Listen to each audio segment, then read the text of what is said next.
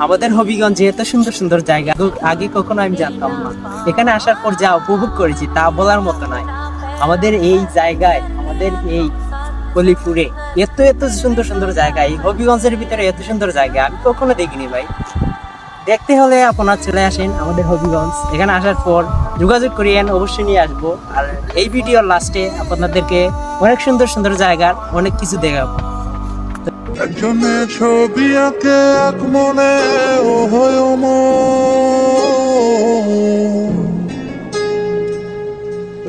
আরেকজনে বসে বসে রং মাখে